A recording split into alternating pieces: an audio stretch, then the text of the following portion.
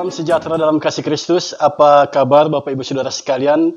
Senang jumpa dengan Bapak Ibu Saudara sekalian melalui channel ini. Hidup ini adalah anugerah Tuhan. Dan karena hidup ini adalah anugerah Tuhan, maka kita harus mengucap syukur atas kehidupan yang saat ini sedang kita jalani. Mengucap syukur kepada Tuhan atas kebaikannya bagi kita. Kali ini kita akan membahas pertanyaan MTPJ Gemim tanggal 2 Juli sampai tanggal 8 Juli tahun 2023. Apa yang diajukan di sini? 3 pertanyaan, semuanya merupakan penjabaran dari kitab Filipi pasal 4 ayat 2 sampai 9. Jadi pertanyaan ini sesungguhnya menolong kita untuk menggali teks dan memikirkan aplikasi dari kebenaran firman ini dalam kehidupan kita setiap hari.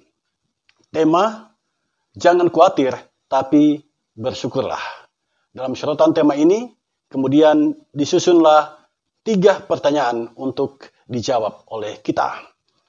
Yang pertama, apa pemahaman saudara tentang jangan khawatir, tapi bersyukurlah berdasarkan Filipi pasal 4 ayat 2 sampai ayat yang ke-9. Yang kedua, berikan alasan mengapa jemaat lebih sering khawatir daripada bersyukur. Ini kan fakta saudara sekalian, di mana jemaat lebih sering khawatir daripada bersyukur. Dan berikan alasan mengapa jemaat begitu. Yang ketiga, bagaimana upaya gereja mengatasi kekhawatiran sehingga mampu bersyukur. Nah saudara sekalian, mari kita bahas satu persatu pertanyaan ini.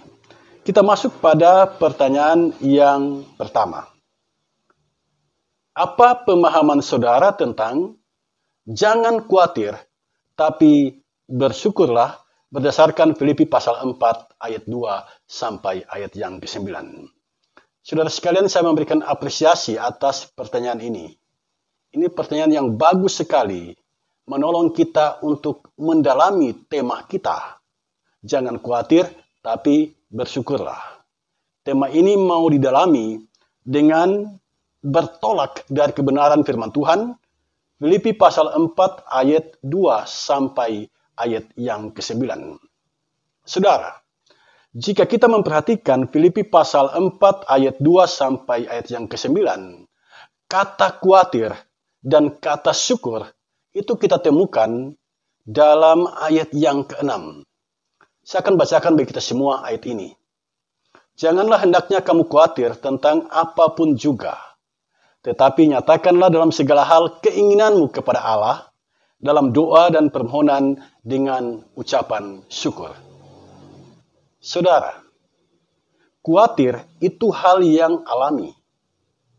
Khawatir, menurut kamus bahasa kita, definisinya takut, gelisah, cemas terhadap sesuatu yang belum diketahui dengan pasti. Jadi jika ada sesuatu yang kebenarannya belum kita ketahui dengan pasti, lalu dalam diri kita muncul rasa takut, gelisah, cemas, itulah yang disebut khawatir. Nah, dengan memahami pengertian khawatir yang seperti ini, kita memahami bahwa semua orang punya rasa takut, gelisah, dan cemas. Itu manusiawi adanya karena Tuhan menciptakan kita, pikiran, dan juga perasaan. Nah, khawatir adalah hasil kerja pikiran yang mempengaruhi perasaan kita. Jadi, khawatir itu alami. Khawatir itu manusiawi. Yang namanya manusia, dia pernah khawatir. Yang namanya manusia, dia pernah mengalami kekhawatiran. Jadi kekhawatiran itu sesungguhnya adalah hal yang alami dan manusiawi. Saat anak kita berangkat sendiri merantau, kita sebagai orang tua pasti ada kekhawatiran. Saat kita naik kapal, kemudian laut berbuih, laut bergelora, dalam diri kita spontan muncul rasa khawatir. Saat persediaan makanan di rumah mulai menipis, sebagai orang tua, pasti dalam diri kita muncul kekhawatiran. Saat seorang gadis atau seorang laki-laki berumur 30 tahun dan dia belum juga kunjung menikah, pasti dalam dirinya ada kekhawatiran. Dan kita sebagai bangsa, di saat mengalami pandemi COVID-19, kekhawatiran itu melanda banyak orang. Pendek kata, kehidupan kita ini tidak bisa dilepaskan dari rasa khawatir. Jika demikian adanya, mengapa dalam Filipi pasal 4 ayat yang ke-6, Paulus melarang jemaat di kota Filipi khawatir? Ya. Bukankah itu hal yang alami dan manusiawi? Lalu mengapa Paulus dalam ayat yang ke-6 mengatakan, janganlah hendaknya kamu khawatir tentang apapun juga? Mengapa sampai Paulus mengatakan demikian? Nah, untuk memahami hal ini, mari kita menggali dari teks Alkitab berbahasa Yunani. Sebab perjanjian baru pertama kali itu ditulis di dalam bahasa Yunani. Dan mari kita semua mencari tahu pengertian khawatir di sini seperti apa di dalam teks Alkitab berbahasa Yunani. Hal ini sangat penting agar kita tidak salah kaprah, agar kita tidak salah memahami teks Alkitab. Mari kita gali kata khawatir di dalam teks Alkitab berbahasa Yunani. Nah, kalau kita membuka teks Alkitab berbahasa Yunani, kata khawatir itu diterjemahkan dari sebuah kata dalam bahasa Yunani, merimnao. Merimnao artinya to be over anxious. Dalam terjemahan bahasa Indonesia, khawatir yang berlebihan. Jadi di sini yang dilarang oleh Paulus adalah khawatir yang berlebihan. Merimnao itu dalam bahasa Yunaninya.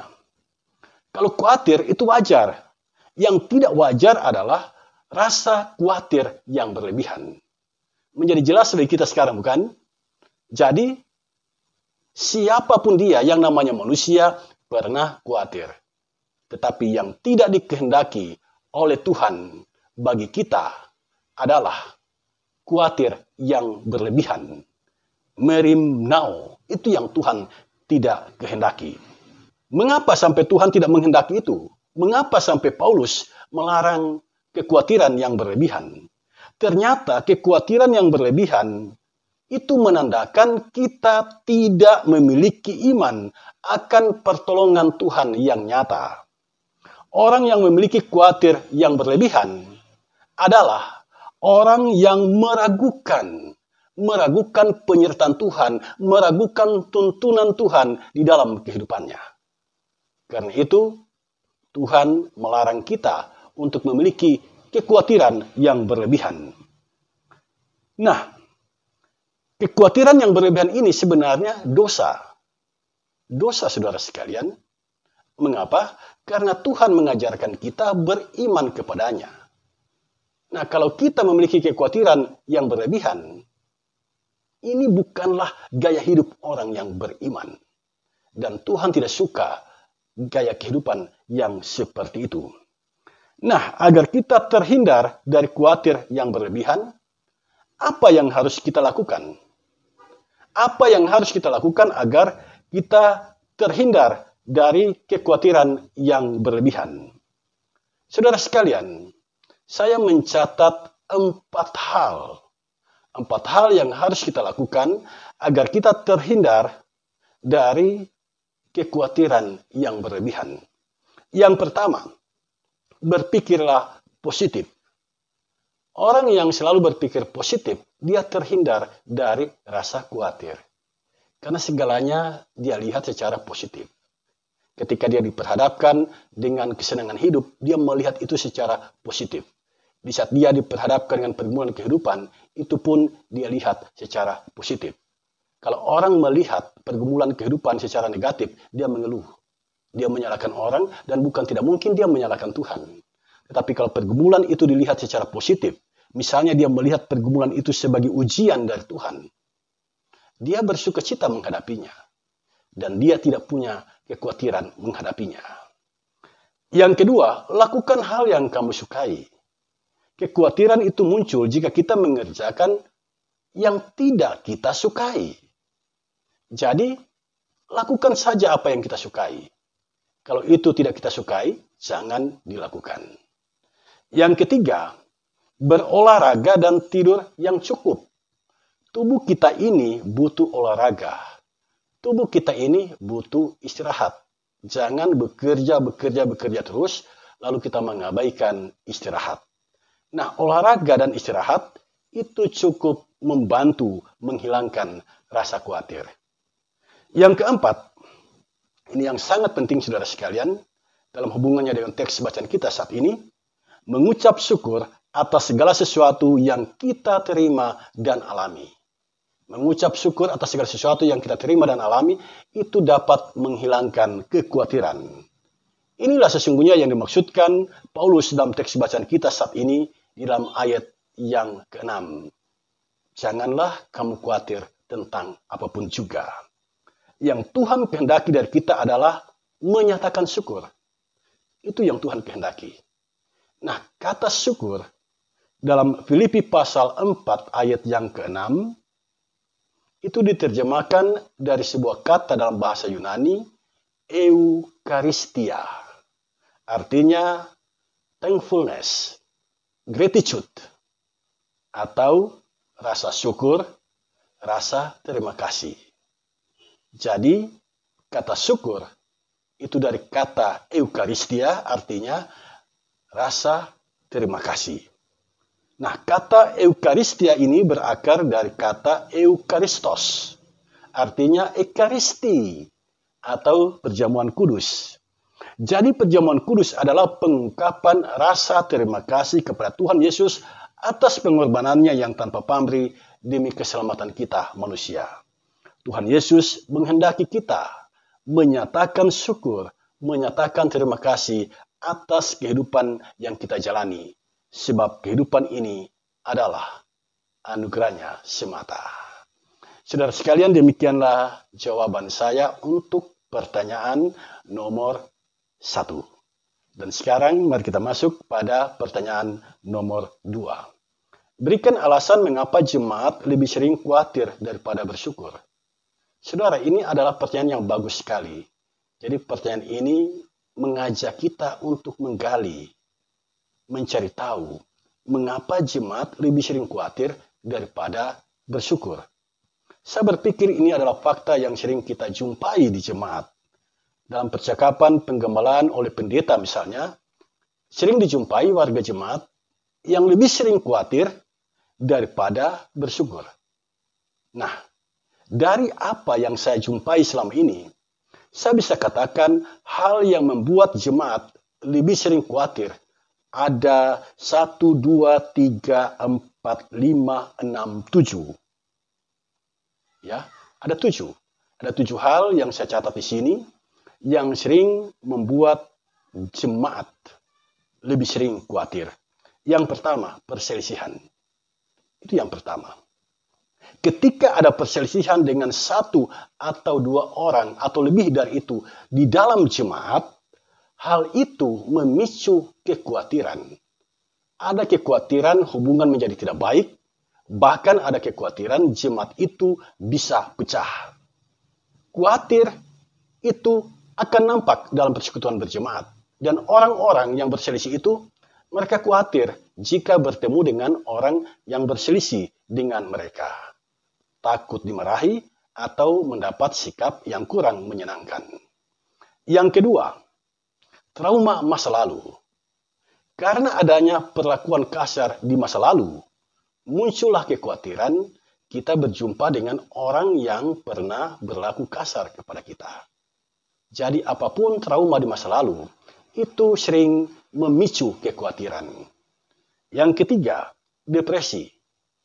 Rasa khawatir itu muncul saat orang tua meninggal dunia misalnya, anggota keluarga terbunuh, dan lain sebagainya. Nah, peristiwa-peristiwa yang pahit seperti ini itu melahirkan depresi. Dan ketika kita depresi, muncullah kekhawatiran. Yang keempat, pendapatan keluarga yang rendah. Di jemaat ada saja anggota keluarga yang khawatir tentang pemenuhan kebutuhan pokok. Yang kelima, tidak siap gagal. Ya, ada banyak orang khawatir di sini. Ketika gagal, muncul rasa khawatir, seolah-olah tidak ada solusi, seolah-olah tidak ada masa depan. Yang keenam, overthinking, berpikir berlebihan. Ini saudara sekalian sangat rentan membuat kita khawatir. Terlebih memikirkan sesuatu yang belum terjadi. Dan yang ketujuh, tidak percaya diri. Tidak percaya diri itu melahirkan kekhawatiran. Orang yang tidak percaya diri selalu saja dipenuhi rasa khawatir saat mau tampil di depan banyak orang. Saudara sekalian, itulah jawaban saya untuk pertanyaan nomor 2. Nah, sekarang kita masuk pada pertanyaan yang terakhir, pertanyaan nomor 3. Bagaimana upaya gereja mengatasi kekhawatiran sehingga mampu bersyukur? Saudara, ini pertanyaan yang sangat baik pertanyaan ini. Menolong kita merenungkan cara mengatasi kekhawatiran. Nah, belajar dari realitas kehidupan bergereja, upaya gereja mengatasi kekhawatiran dapat ditempuh dengan cara. Saya mencatat ada 5 cara yang dapat ditempuh oleh gereja untuk mengatasi kekhawatiran. Yang pertama, memberikan pemahaman betapa pentingnya percaya sepenuh hati atau beriman sepenuh hati pada pemeliharaan Tuhan terhadap kehidupan orang percaya. Kepercayaan atau iman kepada Tuhan itu menolong kita mengatasi kekhawatiran sehingga kita mampu bersyukur. Yang kedua, menanamkan sikap sabar dan ikhlas dalam menghadapi pergumulan kehidupan. Saat mendapat kesulitan dan tantangan hidup, hadapi semuanya dengan sabar dan ikhlas.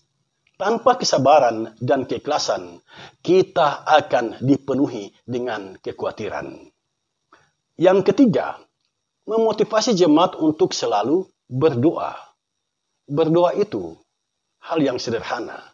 Tetapi ketika kita berdoa, itu dapat menolong kita mengatasi kekhawatiran. Yang keempat, memotivasi jemaat membaca Alkitab dan merenungkannya. Dari kitab suci, kita mendapatkan ketenangan dari rasa khawatir. Yang kelima, memotivasi jemaat melaksanakan apa yang menjadi tanggung jawabnya. Kalau kita tidak melaksanakan apa yang menjadi tanggung jawab kita, di situ muncul rasa khawatir. Tanggung jawab yang dilaksanakan itu membebaskan kita dari kekhawatiran. Saudara sekalian, demikianlah jawaban saya atas pertanyaan MTPJ Gemim tanggal 2 sampai tanggal 8 Juli tahun 2023. Inilah jawaban yang dapat saya share melalui kesempatan ini. Jangan khawatir akan hidupmu. Pandanglah burung di udara yang tidak menabur dan tidak menuai, namun diberi makan oleh Bapamu yang di sorga. Saudara, percayalah pada pemeliharaan Allah dalam hidupmu. Mengucap syukurlah senantiasa. Dengan pertolongan Tuhan, kita beroleh kemampuan untuk melepaskan diri dari kekhawatiran. Tuhan memberkati kita semua. Amin.